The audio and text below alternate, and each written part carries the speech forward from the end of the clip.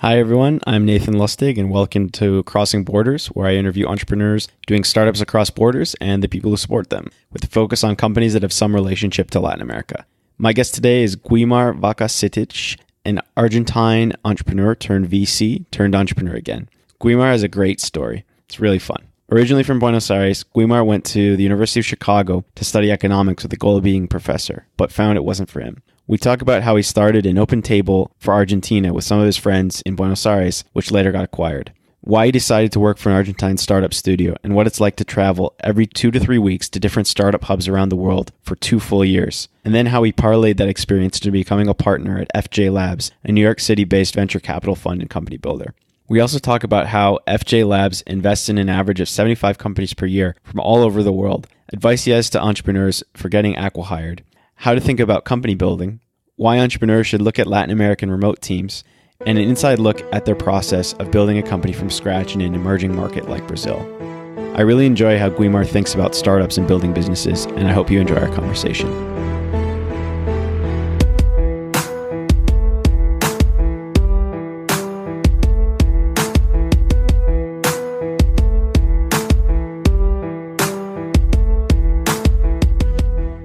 Hey, Guimar, welcome to the podcast. Thanks for being willing to do it.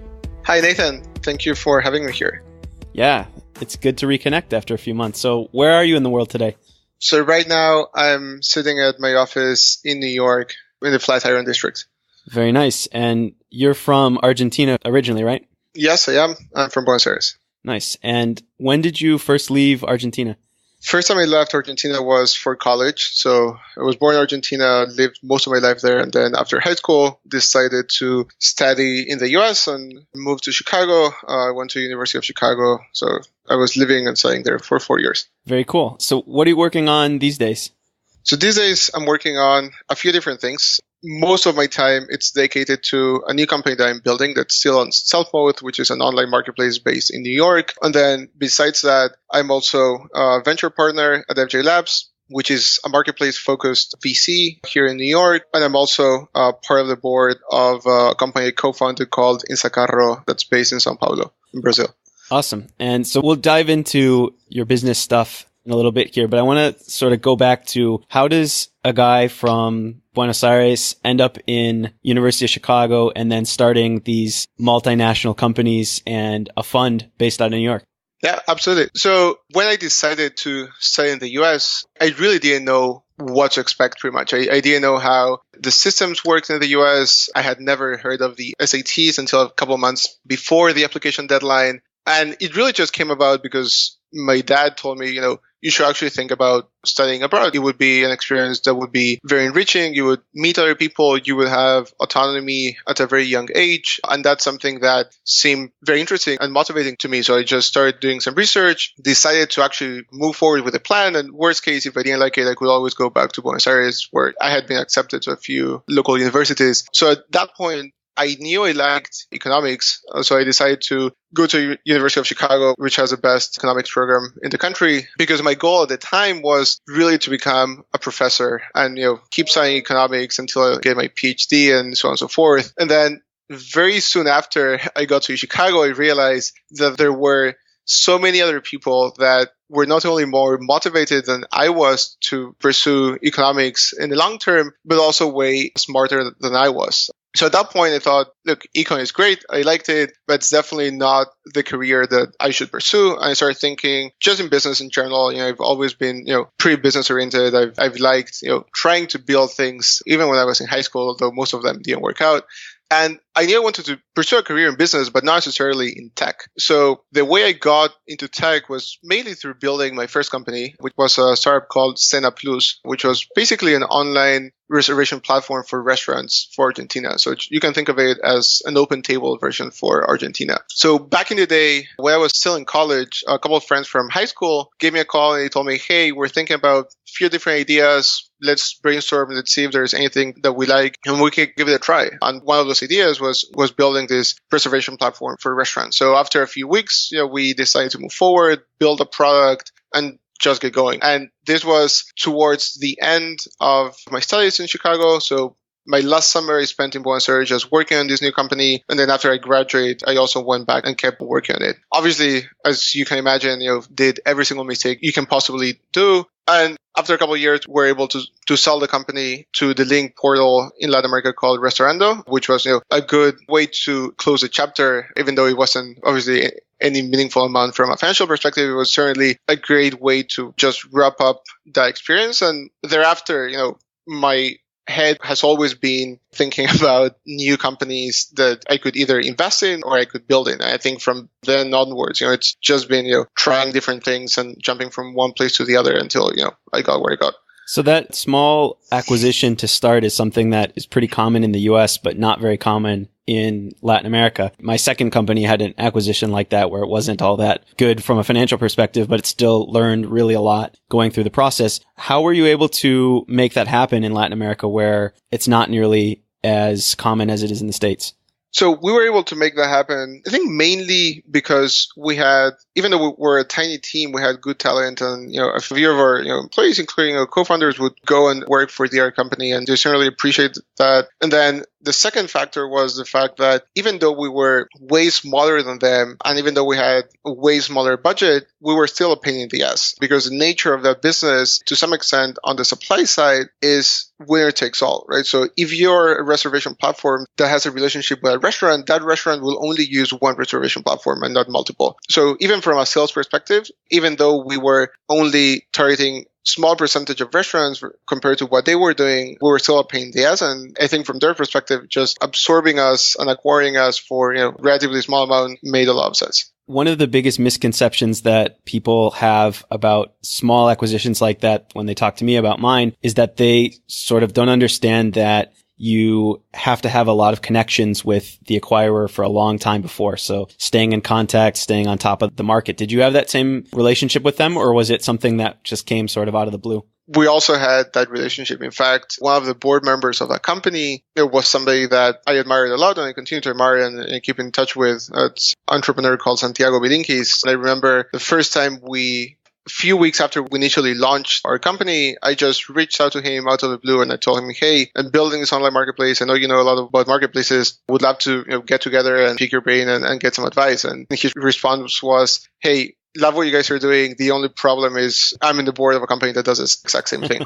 So we met, we had a conversation. It was, a nice conversation, but tense nonetheless. And then we kept in touch. And I think then we kept talking, every few months and just checking in and kept the pulse of how each company was doing. And then, when the time came, we did have that strong relationship with him, with the founders of Restaurando and the whole board. And I think that made the acquisition actually possible. And what advice would you give to entrepreneurs in general or specifically in Latin America about looking at maybe they've got a business that's growing slowly, but it's never going to be a $50 or $100 million business, about working towards getting one of the smaller acquisitions to maybe get out and work on something else, or even just to get a little bit of money off the table? So my perspective in general with entrepreneurs is that if you're really building something that you like, you should just keep pushing and keep trying to make that happen. Obviously, the saying that building a small company is as hard as building a large company is absolutely true. And that's true when you think about, operations, building a product, building a brand, fundraising. Probably fundraising is even harder if you're not building a large enough business.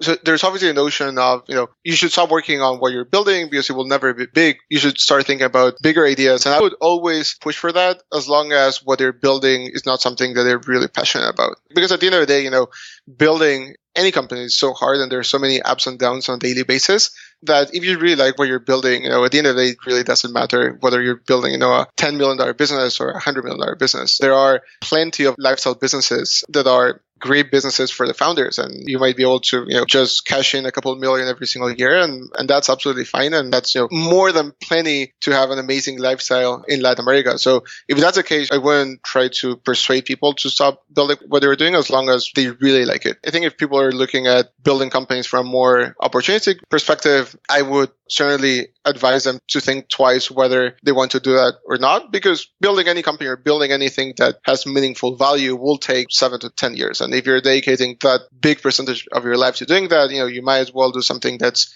either impactful or something that you like. Ultimately, the way I see this, I think it's kind of it's a threefold analysis, right? You should be doing something that, one, you really like, two, something that you're really good at building and have a competitive advantage. And then lastly, building something that people care about or something which is impactful. And I think if you find a business or a company or any type of project that has those three components, it's definitely worth, pursuing the long term. Just going back to your question, one thing that I didn't answer is what are my thoughts about taking some money off the table? My recommendation for that would be you should definitely think about doing that regardless of whether you are in the US or in Latin America. One of the things that I've seen on both sides of the table as entrepreneurs and investor is that it's never too early to sell. Obviously, you don't want to be selling at very early stages. You don't want to be selling at a seed or Series A. If you've been working on a company for a few years, if it's a bootstrap company, or if you're at a point where you've raised money and you're a Series B company or Series C onwards,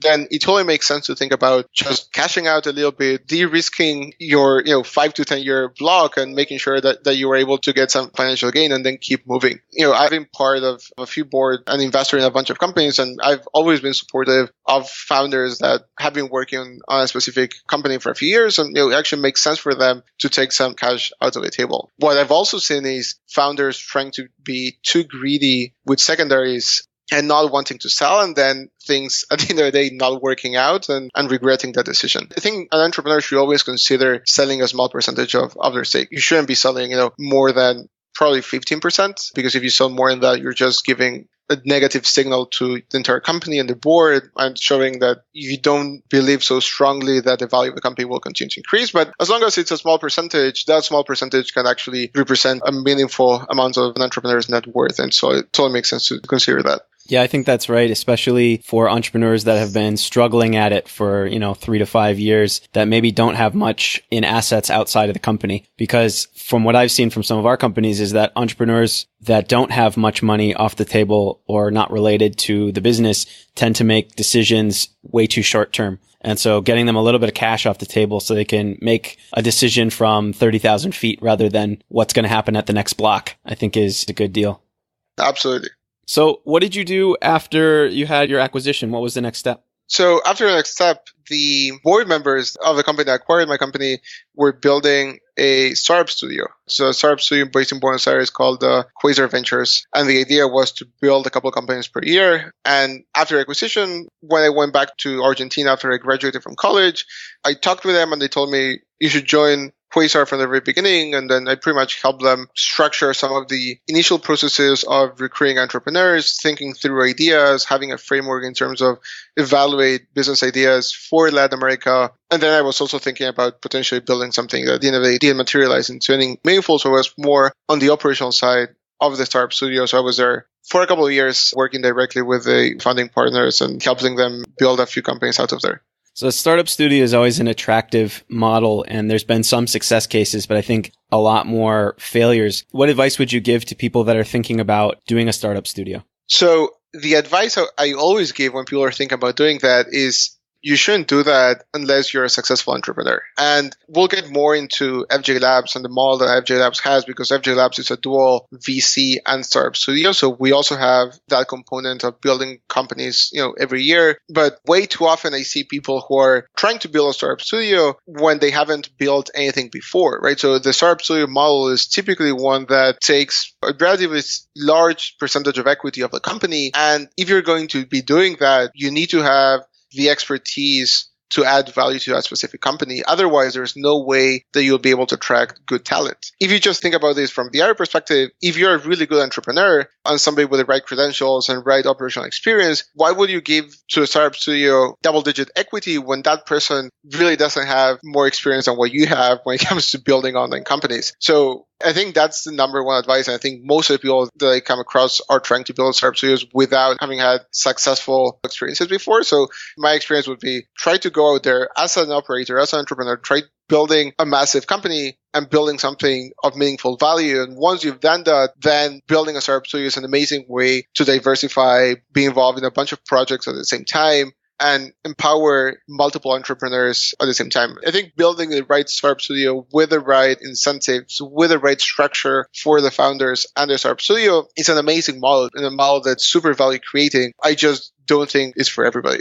I think that's right. I think that is kind of the dividing line between most of the startup studios that I've seen and the ones being successful and ones not are having operators who've done it before. Yeah. And I think that also applies to incubators because to some extent, you need to have, again, experience of building successful companies to be able to advise other people. If you have never done it and you don't know what happens if you do A or B or C, then it's really hard for you to advise or to advise properly in such a way that most of the companies that are graduating from your accelerator or incubator actually become successful down the line. I think what I've seen, again, this isn't only about Latin America issue. This happens everywhere.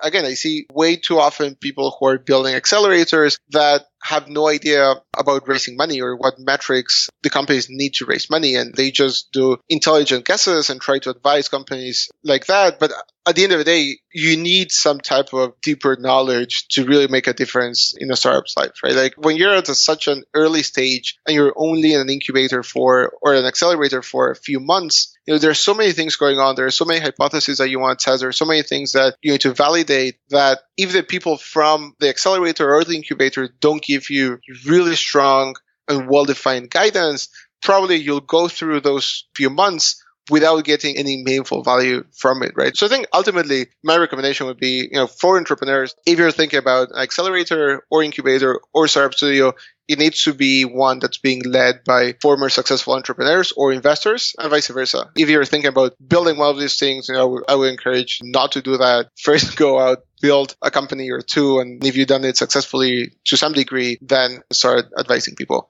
Yeah, I think that's good advice. So after working with the startup studio, what was your next step? Where did you go after that? So after that, I spent a couple of years just roaming around the world. And that was the time when I started working as an investor. So to give you a little bit more context, I had made the decision to come back to the US around August, September 2013.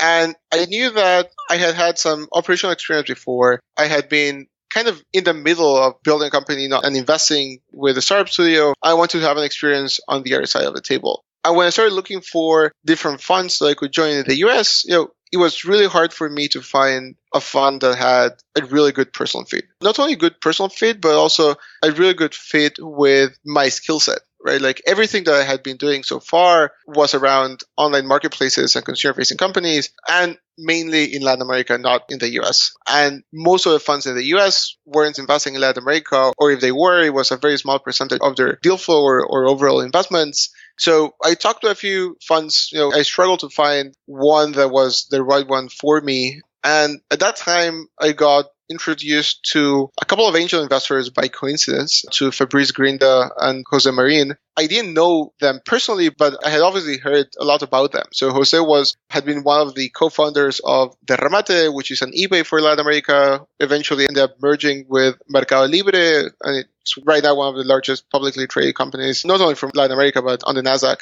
And Fabrice Grinda was, the co-founder and co-CEO of OLX, which is an online classified for the rest of the world, mainly emerging countries, very big in Argentina. They had their largest office in Buenos Aires. So pretty influential investors, entrepreneurs within the Argentine ecosystem. And they had been investing personally just with their own capital for a few years. And they were doing this in a very informal way. And I thought that firstly, I could learn a lot from them. And then secondly, their approach of investing was a perfect fit both with my skill set and what I was looking for. Because they invested mainly in online marketplaces, but they invested both in the US and in emerging markets. I think because of that, the skill set and the knowledge I had was actually way more valuable for them. So at the time, I started advising them and working with them directly, but we didn't have any formal structure because they literally were investing out of their personal homes. They were traveling a lot. So what I decided to do was just build a schedule where I would travel across the globe and stop a couple of weeks at a time on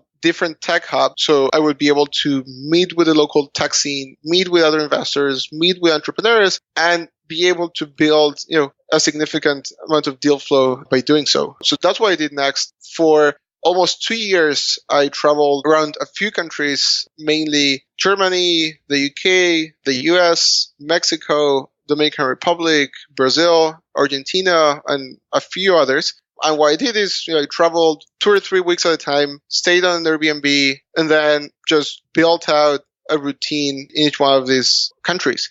And what was interesting is that I built my schedule in such a way that I would go back to every single one of those countries, or more specifically, every one of those cities every few months. So if I was in London for 2 or 3 weeks, then I would go back to London 4 or 5 months after. And at that point, I would be able to reconnect with people that I had met. I had a social life in all of these cities because of my friends from college and friends from life in general. So I was able to get that benefit of being able to be everywhere and nowhere at the same time, building these relationships with other funds and with entrepreneurs, and at the same time just having the benefits of having a social life wherever I went. And then I did that for a couple of years, and after that, when things started to scale up, we decided to formalize the investment efforts, and that's when we built FJ Labs. We raised money from third-party capital, and then pretty much the rest is history. And so I'll jump into FJ Labs deeper in a minute, but I want to go back to your travel schedule. So did you have a set schedule that every X amount of time you'd move and it was the same schedule all the time? Or did you try to say, you know what, I'll be back in the UK 4 months later, but it doesn't really matter where I go in between?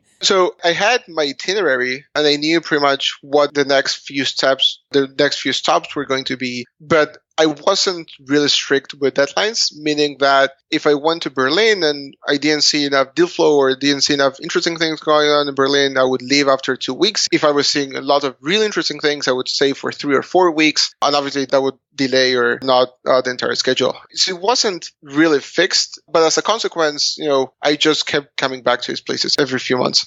And what's it like to actually live a lifestyle like that for, you said 2 years or so? Yeah. I really liked it. I think it's definitely not for everybody. And I did get a lot of weird looks when I told people about my lifestyle or my schedule. But I think it's a great thing to do when you're young. One of the things which was really interesting was that it really changed my perspective when it comes to ownership in general in life. Obviously, because I didn't have an apartment, I was traveling a lot. I didn't want to travel with many bags. So what I had was pretty much I had one suitcase, one carry-on, and my backpack. And in those things, I had to have formal clothes, summer clothes, winter clothes, swimming suits, you name it, and every other item that I might need during that 2-year journey. And to some extent, when you start doing that, you start realizing that when you have an apartment, and I have an apartment right now, to some extent, apartments and houses just anchor you to where you are. And even though that's great and that gives you stability, you start buying things that you really don't need. So during that time, I really didn't buy anything unless it was extremely necessary. So if I really needed to buy something, and obviously just besides basic toiletries and clothing, I wouldn't buy it. And now that, I've gone back to more normal lifestyle for the last, few years, I've realized that at the beginning, I was still very strict when it came to not purchasing any material good that wasn't extremely necessary. And after a couple of years, I've realized that I've actually gone back to old bad habits of just buying any cool gadget or product that you come across. And can you talk a little bit about how much it cost to do that? Because I think a lot of people have a misnomer of, they think it's way, way, way more expensive to travel, either for business like you were, or just for fun, maybe taking a year or 6 months to travel around. They think it's way more expensive than it actually is. So can you talk a little bit about that? Yeah, absolutely. So I try to stay mainly on Airbnbs because it felt more like home than just living in hotels. Again, it really depends on your budget, but at least the budget that I had was, I typically paid around almost $3,000 on a monthly basis on rent, because obviously Airbnbs are more expensive than if you have a long-term lease. But then again, it's not that different to the rent of what people pay for in New York or in San Francisco. So from that perspective, it wasn't more expensive than just living in one place. And you need to take into account that what you should do is you should balance cities that are really expensive with cities that are not very expensive. So obviously going back to Buenos Aires, that was very cheap. Going to other places in Latin America was very cheap. I spent some time in the Dominican Republic because Fabrice was there. So I used to go there also once in a while. So having those stops would really decrease the overall budget. But that was roughly how much I spent. It really varied, again, on a monthly basis depending where I was. So a normal person with a decent job in New York or San Francisco or LA probably could, if they wanted to, if they figured out a way to continue to make the same amount of money that they make now, could pretty easily do the same lifestyle you did. No, absolutely. I think you can actually do that with way less money. You need to take into account that I was spending time in San Francisco, in New York, in London. Those cities are really expensive. If you want to have a more nomadic life, you can travel to Southeast Asia, to Latin America, to Eastern Europe, Africa, and living in those countries is way, way cheaper. So I think you can actually have a nomadic life with half of the amount that I was mentioning. You can actually spend, $1,000 on a monthly basis on rent. That should be plenty to have a decent accommodation. Yeah, I was talking to another investor who has a schedule where he's in 2 places in the US and 1 place in Latin America each month. And he actually makes money when he's not in New York by Airbnb-ing his New York place. And exactly. Basically breaks even when he has to live in New York. Yeah. And it'll be 2 years in August that I'll have been doing the Chile, Colombia, Mexico, California route. When I'm not in California, I make money every month. Yeah, so absolutely. It works well. Can you talk a little bit about formalizing the fund and FJ Labs and that whole process and why you decided to be based in New York? We decided to base FJ Labs in New York mainly because we just like New York way more than what we like the Bay Area from a personal perspective. I love the Bay Area. I love going there. I still go there very often. But I think ultimately, there's so much more to life than just tech. And every time I've been to the Bay Area, I've felt that conversations are very one-sided and people are just talking about tech. The city in general, when it comes to social relationships, is very small. I think when you're living in New York, you find yourself in an environment which is way more diverse. You meet amazing people that are doing completely different things. It's just more enriching in general. So I think that was, candidly, probably the number one factor. And I think besides that, we also thought that the New York ecosystem was thriving back then. You start to see amazing online marketplaces grow. And when you start analyzing even some of the, slightly older marketplaces like Etsy and the likes, you start to see, $1 billion plus companies coming out of the New York ecosystem where there's, way less competition. I think having said that, one of the things to take into account about FJ Labs is that we are very global on our investments. Invest around 70% of our investments are in the US, split between New York and the Bay Area, and then the rest are investments outside the US. And we invest a lot in Europe, in Latin America, in emerging countries. We've invested in 25 countries around the world so far. That number keeps increasing. So I think the process of formalizing FJ was mainly led by personal circumstances. Fabrice lives in New York. My girlfriend lives here in New York, and I want to just settle in New York for some time. I think that's why we decided to do it that way. And we certainly think about FJ as a multi-decade fund, and hopefully has the right structure to do that. So 25 countries is probably more than if you summed up most of the funds in New York's investments altogether. Why the focus outside of the US? I think it's been mainly opportunistic. Obviously, all of us travel a lot, but I think we are very international and diverse as a firm. We obviously have Americans working at FJ, but if you just think about the different nationalities of people working at FJ, we have people from Spain, France, Norway, Netherlands, Russia, Canada, Argentina, of course. So it's very diverse from that perspective. And I think that makes everybody at the firm open to making investments outside of the US. And not only that, Fabrice and Jose have been very successful investing as angel investors in startups outside of the US before. They were early investors in Delivery Hero that's IPOing for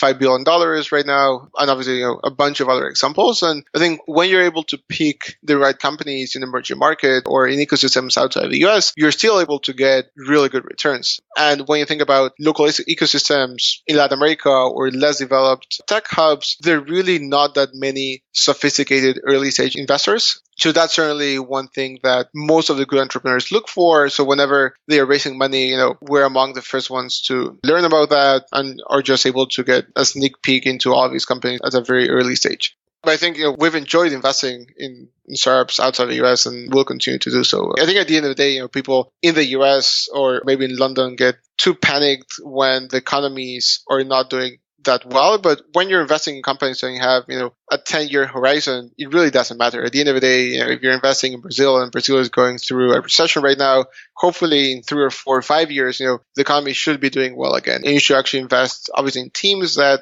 are well prepared to manage those circumstances. And we can talk about the challenges that certainly implies, but I think ultimately things end up working out. And what kind of companies, you said marketplace generally focused, but what kind of companies does FJ invest in? It's mainly marketplaces. Around 80% of investments are online marketplaces. And that could be two-sided marketplaces, three-sided marketplaces, B2B marketplaces, B2B2C marketplaces, you name it. There are marketplaces of all sorts, types, and colors. And from the other side of it, the company builder or the startup lab side, what kind of companies is this? Marketplaces as well? As well, yes. As well, marketplaces, because that's our expertise. That's been our focus. We've probably seen so many companies become successful. So many of them fail. At the end of the day, when you're so entrenched inside this marketplace dynamics, you're able to start to find out specific patterns that make the marketplace get to a point where it has liquidity and it actually gets the flywheel going. So both from a building perspective and startup studio perspective, we focus mainly on marketplaces, right? And to some extent, most of the founders that are looking for investment want to get investment from FJ because we're operators as well of all of the marketplaces that we're building on a yearly basis at FJ, all the businesses that we've built before. And obviously being operators make us be better investors. And obviously the more we invest, the better operators we become because we also start getting and gathering learnings from other companies that we help advise. How does that get split up? How many companies will you build per year versus how many will you invest in generally? On the building side, it's only one or two a year, just because we do have a very hands-on approach in the sense that we help build up the product, we help with hiring, we help with fundraising. So the first year or so of the company, there's a lot of hours that we put into making those companies, get off the ground and become successful. So obviously there's limited hours in the day, unlimited number of us that can do that. And then on the investing side, the approach that we take is one that we typically don't lead rounds. We write small checks relative to the size of the round, invest around $400,000 on average. So if it's, a $2 or $3 million round, we'll invest, $300,000 or $400,000. If it's, a $10 million Series A, we'll invest, $750,000 or $1 million. So we're definitely not competitive with other funds that like to lead deals. And that has also, given us the opportunity of, getting into most of the deals that we like and just getting exposure to more investments. So on a yearly basis, while we only build one or two companies a year, we typically invest in 75 or so. And as of right now, the FJ portfolio has close to 300 companies. That's a lot of companies. And how big is the team that manages that? So right now the team is around 8 people. So there are a few of those members are entrepreneurs in residence that help on the investing side, and then on the side they're just thinking about their own ideas that they want to build. So the entire team is not fully dedicated to the investing side. And can you talk about a couple of the most sort of highlights of companies that you've invested in, both in the US and abroad? The companies that we've invested in or companies that we have built? So start with investing and then we'll go to built right after. Yeah, absolutely. So companies that we've invested, talking about companies that we invested in the last 4 years, which are companies that I was involved with, we invested in a company called Boxed, which is an online retailer focused on selling CPG products on bulk. You can think of it as online Costco. The company has grown to, raising, hundreds of millions of dollars, selling hundreds of millions of dollars on a yearly basis as well. And we've seen that company, from the very beginning. And that has been, an amazing example of growth. We've also invested, and that company is based in New York. Outside of the US, we've invested in a company called Eve, which is a direct-to-consumer mattress company that we invested in 2015. The company actually went public 3 months ago. So it's been an amazing ride going from pretty much pre-launch idea phase all the way to IPOing in 22 months. Obviously, that was an amazing example. Other companies that we've invested in a company called Chrono24, which is a global online marketplace for used luxury watches, just enabling both customers and businesses resell their luxury watches to anybody across the globe. So those have been a few of the examples of. And how about on the company builder side? What's one that you've been involved with on a deep level? So probably one that I've been the most involved with is a company called Insacarro, which is an online marketplace in Brazil, which I co-founded. I'm still part of the board of that company. And what the company does is pretty much buys cars from end consumers within 1 hour. And as we're inspecting the car in one of our inspection points, we're also simultaneously doing an online auction where we have thousands of dealers from all across Brazil bidding on that specific car. By the time we're done with the inspection of the car, we also have a firm offer from the dealers, and we're able to purchase that car from you immediately. So it's really about providing customers a full experience that goes from beginning to end within 60 minutes. So that's a company that we co-founded on December 2015. The company has grown to almost 300 employees. It's grown to, as of right now, to a 60 million revenue run rate and growing very rapidly, dozens of millions of dollars in funding for a company. That's an example of a company that, just was created from scratch from FJ Labs.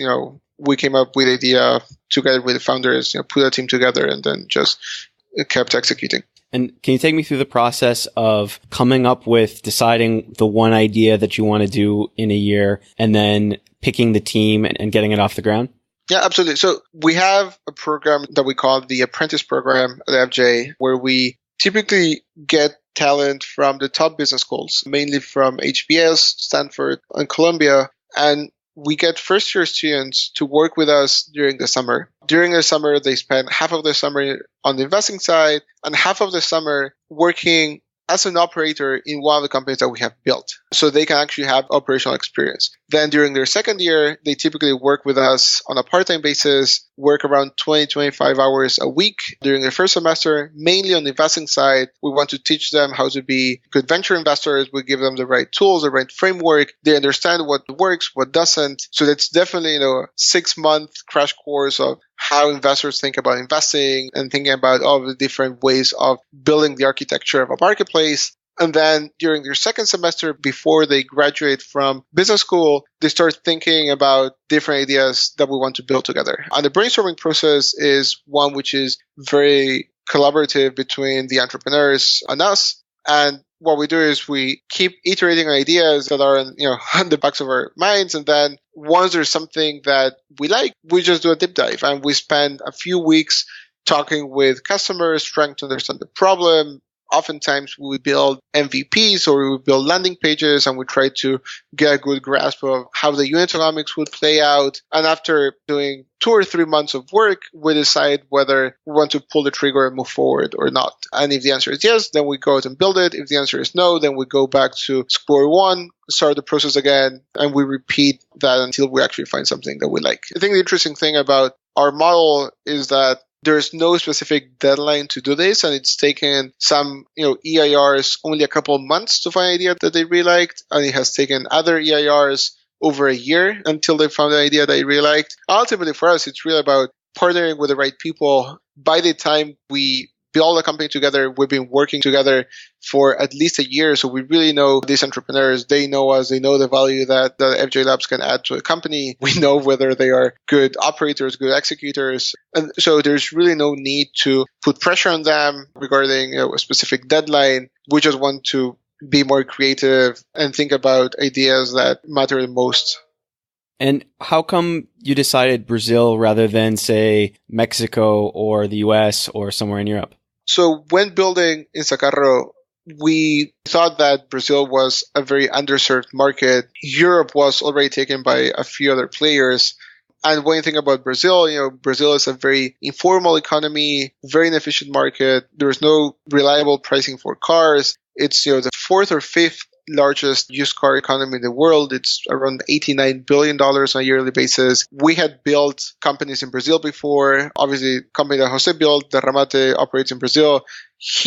Before his time at FJ, he also co-founded a few companies in Brazil with a startup studio model. A few of those, scaled a lot. Fabrice had experience with OLX in Brazil. So to some extent, Brazil has always been our backyard, and we know how to get good talent in Brazil. We know how things operate down there. And it's obviously by far the largest market. I think one of the challenges that maybe entrepreneurs in Latin America and other countries have is that when you're talking with US investors, for a US investor, you should either be in Brazil because it's a massive market, or if you're elsewhere, you should actually be building a product that can scale regionally very fast, or a product that's targeting customers everywhere beyond Latin America. Otherwise, it's really hard to make a case to make an investment. At the end of the day, the way venture works is that most of returns follow a power law dynamic. So if you really don't believe that an investment that you're doing can become a massive company, at the end of the day, it's not worth making the investment. So unfortunately, we've seen companies that we really liked in smaller countries. We've seen amazing companies in Uruguay, in Peru, in Chile. But at the end of the day, because the local operational nature of those companies, we've decided not to pursue those investments, because even if they were to become very big in those countries, it's still not big enough to justify the type of return that the traditional venture investor is looking for. So what's it like operating a business in Brazil when your team is based in the US? And you also have operations for that in Dominican Republic, right? Yeah, so for that company, then all of the operations are in São Paulo in Brazil.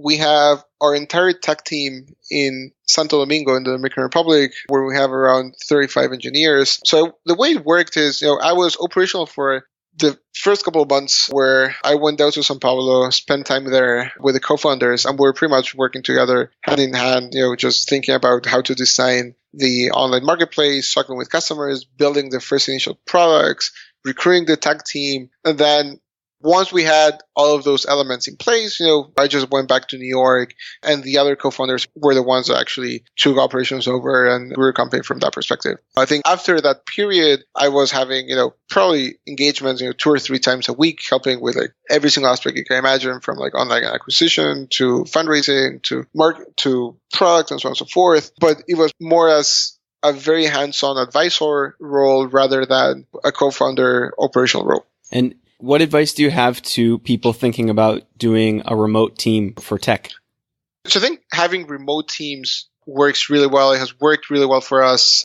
I actually have a remote team right now for a new company that I'm building that's based in Bogota in Colombia, where we have around 20 engineers. Remote tech teams work really well as long as you know how to manage them. And you need to have a very close relationship with the product manager, and the product manager needs to have some sort of or some degree of business acumen. So he or she knows how to lead the engineers and plan the sprints and so on and so forth. A few things that I've learned during these last few years is that having a remote team in the same time zone is great. Having a remote team on a different time zone is way more challenging. And it's way more challenging because it's harder to communicate with people. You just need to wait a few hours until you get replies from the team. And the other thing that I've also learned is that when you're thinking about remote teams, you should make a decision really thinking long-term. I mean, both decisions that we did with Sacarro about building the tech team in Santo Domingo and with my new company building a tech team in Bogota, when we made those decisions,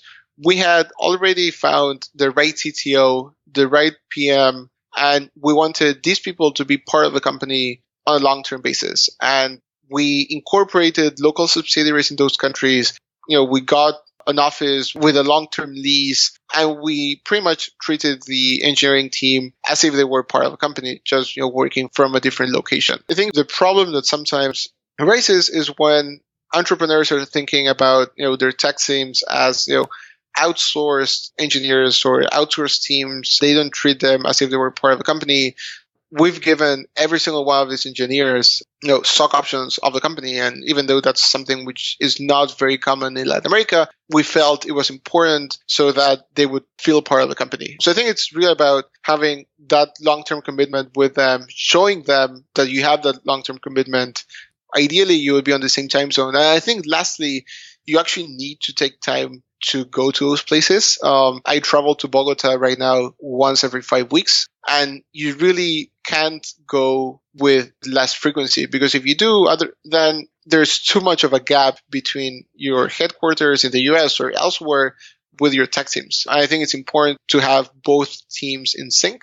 So we've also brought a few of our engineers to New York. We've taken other team members to Bogota and have tried to mix both teams as much as we could. And that has worked extremely well so far. And needless to say, it's obviously way more cost effective than if you're hiring engineers in the US. Yeah, I think the key part to think about is thinking of them as if they just are a second office of your company, not a remote team, not an outsourced team. Because if you just do outsourcing like the traditional way, it's just not going to work very well for you most of the time. I mean, Kaya from Slidebean, who's one of our portfolio companies. He's on episode 6, I believe. He talks about the fact that they have a big team in Costa Rica, where he's from originally, and then the rest of his team is in New York. He thinks of it as if he would have a team in New York and San Francisco, or New York and Chicago. No difference. It just happens to be in a different country. Absolutely. I think as a founder, you need to spend as much time nurturing and empowering your team in Latin America or wherever you have your tech team as much time as you spend helping and empowering your local team. I think as long as you do those things, then having a remote team is a really good option. I would highly recommend doing that. So I know you've got to run in a few minutes here, so I want to just ask you a last couple questions, and then we'll get you on your way for the rest of your day. So looking at what you've learned over the last few years between FJ Labs, Instacaro, doing some company building in Argentina, starting your own business, if you could go back to just before you started your first business in Argentina, just as you're graduating from university, what advice would you give yourself knowing what you know now? So the advice I would give myself, and I would give anybody at that stage, would be to maximize the pace at which you learn and look for environments where you can learn the fastest. And I wouldn't advise people to go to work at companies or do things just because of the brand or because of the reputation or of the salary. The only factor I would weigh in when making a professional decision in the early days, if you can afford it, is thinking about how fast you can grow and how fast you can learn. I think in life, the learnings that you have and the knowledge that you have and the connections that you have compounding effects. So that if you learn way faster during your first 5 years or 7 years, then that pace of learning will pay off in a big way a couple decades down the road. I would advise doing that. I think if you're in a setting or in a company where you don't feel you're learning, I wouldn't be afraid of just leaving that as soon as you can and start looking for something or for a company or an environment where you can learn a lot. And what places do you look for things to learn from quickly? Do you have books, blogs, podcasts that you like to listen to that help you learn fast?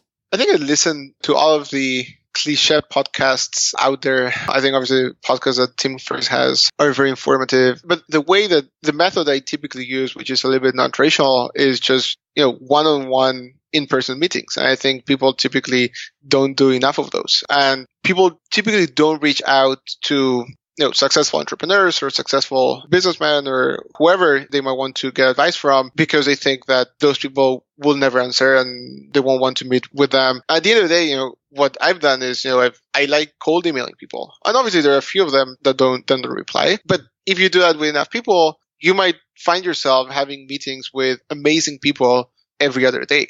And I think when you do that, you get into really enriching conversations where you can learn a lot from these people's careers within the hour. And the same question that you just made me in terms of what I would recommend myself a few years back, I would ask the same thing to them. And I would ask what was the path that they took to get where they were and whether they like it or whether they don't like it. And I've done that throughout my career and I continue doing that because I think you can always keep learning from amazing people that have accomplished, great things in life. And when you're on a one-on-one setting, people tend to be very candid and tend to want to share the knowledge that they have with other people to the extent that that knowledge is helpful to them. Well, on that note, I think that's a good place to stop. Thank you again for taking the time to have this conversation with me. And where can people find you online or find out more about FJ Labs and what you're working on? So if they want to learn more about FJ, they can go directly to our website. They can also submit their company. It's fjlabs.com. If they want to get in touch with me, they can look at me on Twitter, even though I don't use it that much, or just send me an email directly to Guimar at fjlabs. That's Guimar at fjlabs.com. And happy to talk. And I'm typically pretty responsive with emails. Awesome. Well, thanks again. And we'll definitely try to get you on again, maybe a year from now after your project is taking off. Yeah, absolutely. My pleasure. Thank you for having me, Nathan. Thanks. Have a good rest of your day. All right. Take care. Bye. I hope you enjoyed this episode of Crossing Borders with Guimar and me. I really enjoyed having this conversation. And if you did too, please think about subscribing on iTunes and Stitcher or checking out previous episodes on nathanlustig.com.